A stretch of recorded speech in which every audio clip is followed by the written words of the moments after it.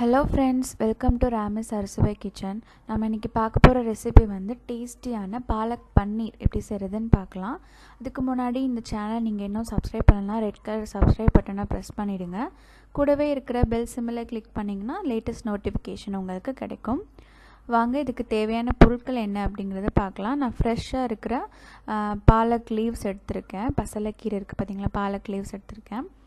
அப்புறம் வந்து ஒரு ஆனியன், 2 டொமேட்டோ, சில்லி, கேஷ்யூஸ், அப்புறம் கொஞ்சம் ஜிஞ்சர், அப்புறம் கொஞ்சம் கார்லிக், அப்புறம் வந்து நம்ம கீரை இப்போ நம்ம பிளான்ச் பண்ணிக்கலாம். அது கொஞ்சம் ஹாட் வாட்டர் வந்து பாயில் ஆகிட்டுருக்கு. அந்த பாயில் ஆகிற டைமில் வந்து நம்ம வாஷ் பண்ண அந்த ஸ்பினாச் லீவ்ஸை வந்து நம்ம ஹாட் வாட்டரில் போட்டுக்கலாம்.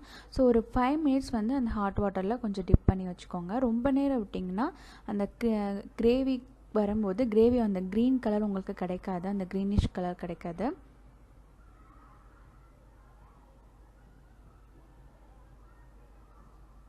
ஸோ பாயிலெல்லாம் ஆகக்கூடாது, ஜஸ்ட் ஒரு 5 மினிட்ஸ் இந்த ஹாட் வாட்டரில் அதை வந்து வச்சுக்கோங்க. ஸோ இப்போ நம்ம லீஃப் வந்து க்ரீன் லீஃப் ரெடி ஆகிடுச்சு. இதை நம்ம வந்து ட்ரெயின் பண்ணிடலாம் தண்ணியிலேருந்து.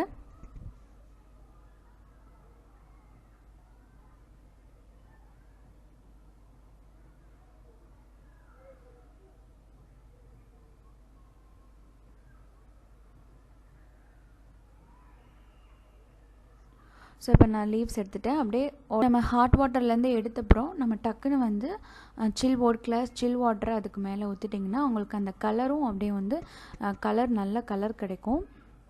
ஸோ அதுக்காக தான் சில் வாட்டர் சேர்த்துருக்கிறது. அதே மாதிரி இப்படி செஞ்சிங்கன்னா உங்களுக்கு லீஃப் வந்து ரொம்ப வேகாமல் அந்த லீஃப் அந்த க்ரீன் கலர் வந்து அப்படியே உங்களுக்கு கிடைக்கும்.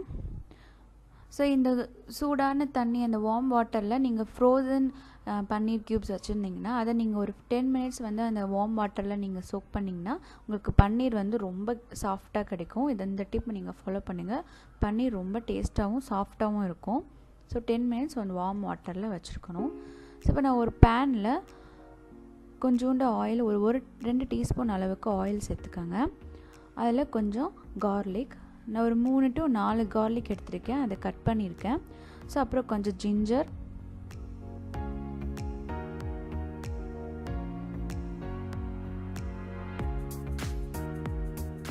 அதுக்கப்புறம் கொஞ்சம் கேஷ்யூஸ், ஒரு 6 to 7 கேஷ்யூஸ் எடுத்துருக்கலாம். அப்புறம் 2 பச்சை மிளகாய், இது உங்கள் காரத்துக்கு தகுந்தாப்பில் எடுத்துக்கோங்க. ஸோ நான் 2 தான் எடுத்திருக்கேன். ஸோ இது எல்லாமே வந்து அந்த ஆயிலில் வந்து நல்லா ஃப்ரை ஆகணும்.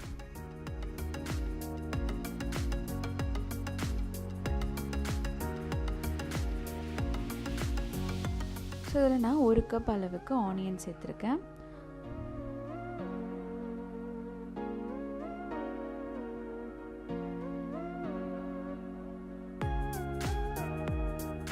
ஸோ இப்போ நான் சேர்த்துருக்கிற ஆனியனோட அளவு பார்த்திங்கன்னா ஒரு பெரிய வெங்காயம், அந்த அளவு தான் நான் எடுத்திருக்கேன். ஸோ அதுவே போதுமான அளவு, 3 பேர் சாப்பிட்றதுக்கு அது வந்து எனஃபாக இருக்கும்.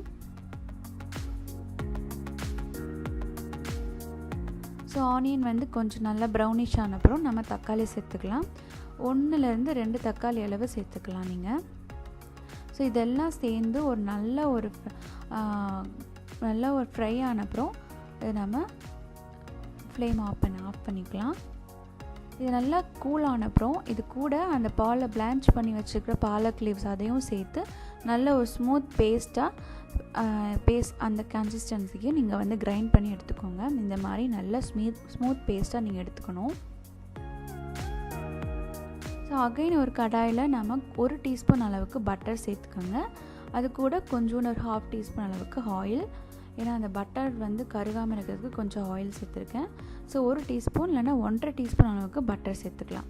ஸோ பட்டர் நல்லா சூடான அப்புறம் ஒரு 1/2 டீஸ்பூன் அளவுக்கு cumin சீட்ஸ் சேர்த்துக்கோங்க.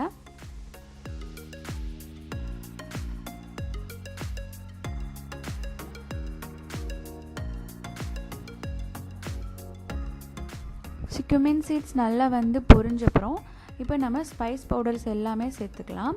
Chilli powder, Coriander powder, garam masala powder, Cumin powder and Turmeric powder, இது எல்லாமே வந்து இந்த அளவில் நீங்கள் சேர்த்துக்கோங்க. இந்த பவுடரோட பச்சை வாசனை போகிற அளவுக்கு அந்த பட்டரில் நல்லா வந்து கொஞ்சம் நேரம் ஃப்ரை பண்ணிக்கலாம்.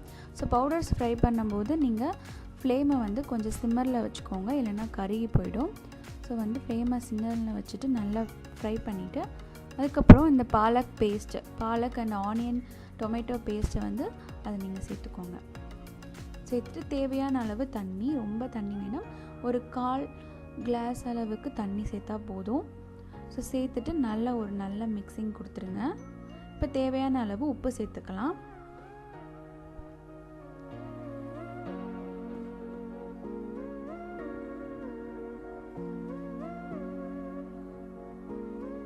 ஸோ அதுக்கப்புறம் கொஞ்சோண்டு சுகர், ரொம்ப கம்மியாக ஒரு 1/4 டீஸ்பூன் அளவுக்கு கொஞ்சோண்டு சுகர் சேர்த்துக்கோங்க. அது நான் வீடியோவில் சொல்லாமல் விட்டுட்டேன். ஸோ அந்த சுகர் சேர்த்துக்கோங்க. ஸோ அதுக்கப்புறம் நீங்கள் க்ரீம் இருந்ததுன்னா க்ரீம் சேர்த்துக்கலாம். என்கிட்ட க்ரீம் இல்லை, ஆனால் நீங்கள் ஃபுல் க்ரீம் மில்க் வீட்டில் வச்சுருந்தீங்கன்னா நீங்கள் அதை கூட நீங்கள் காய்ச்சி ஆறினப்புறம் சேர்த்துக்கலாம். அதை காய வச்சு நீங்கள் அரைப்பறம் சேர்த்துக்கோங்க. ஸோ மில்க் சேர்த்து ஒரு கொதி வந்தப்புறம் நீங்கள் அந்த வார்ம் வாட்டரில் சோக் பண்ணி வச்சுருக்கிற பன்னீர் சேர்த்துக்கோங்க. இந்த த்ரோட் ப்ராசஸும் நீங்கள் மூடி வச்சு மூடக்கூடாது. ஸோ மூடி வச்சு நீங்கள் மூடினீங்கன்னா அந்த பாலக்கோட ஸ்ட்ரென்த்து போயிடும், அதோட சத்தெல்லாம் போயிடும், அப்புறம் உங்களுக்கு அந்த க்ரீனிஷ் கலர் வந்து கிடைக்காது. ஸோ டேஸ்டான பாலக் பன்னீர் வந்து ரெடி ஆகிடுச்சு. சப்பாத்தி, புல்கா, நான் எல்லாத்துக்கும் அருமையாக இருக்கும். இந்த வீடியோ உங்களுக்கு பிடிச்சிருந்துச்சுன்னா சேனலை மறக்காமல் சப்ஸ்கிரைப் பண்ணுங்கள். தேங்க்யூ ஃபார் வாட்சிங்.